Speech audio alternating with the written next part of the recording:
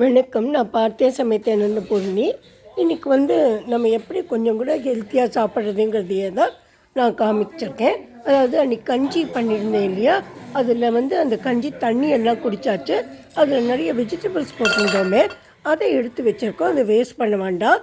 அதை எடுத்துகிட்டு அது கூட உங்களுக்கு இன்னும் வேணும்னாக்கா நீங்கள் தக்காளி வெங்காயம் எல்லாம் சேர்த்து இதை கொஞ்சம் சின்னதாக வேணும்னா சின்னதாக நறுக்கிட்டு அதை சாலடாக நம்ம பண்ணிக்கலாம். அது மாதிரி தான் நான் இங்கே பண்ணி காமிச்சிருக்கேன். இங்கே மற்ற வெஜிடபிள்ஸ் வச்சுருக்கேன். அடுத்தது நான் பண்ணினது பயத்தம்பருப்பில் ஒரு தோசை தான். என்றைக்குமே தோசைனா உளுந்து அரிசி அது போட்டு தானே பண்ணுறோம். கொஞ்சம் ஹெல்த்தியாக பண்ணலான்னு சொல்லி இதுக்கு 1.5 கப்பு பயத்தம்பருப்பும் கொஞ்சம் ஒரே ஒரு பிடி கடலைப்பருப்பும் போட்டுட்டேன்.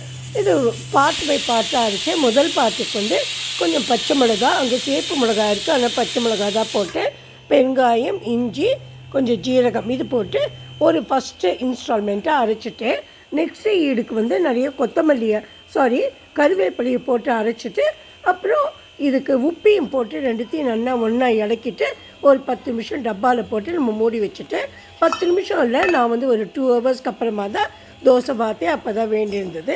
அதுக்கப்புறம் தோசை பார்க்கும்போது உங்களுக்கு என்ன வெஜிடபிள் வேணுமோ அதை நீங்கள் போட்டுக்கலாம். அதில் நான் வெங்காயம் மாத்திரம்தான் போட்டு, நீங்கள் கேரட் கூட துருவி போட்டுக்கலாம்.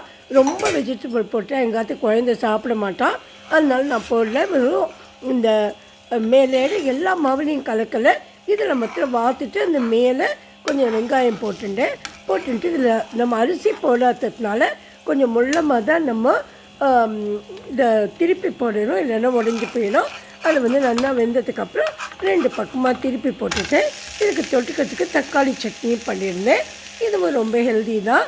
Hope you all will like this. இங்கே பார்த்தேன்னா தெரியும், நான் தக்காளி கெட்டியாக பண்ணிட்டேன். தக்காளி சட்னி நல்லா கெட்டி சட்னியும் இந்த பயத்தம்பருப்பு தோசையும்.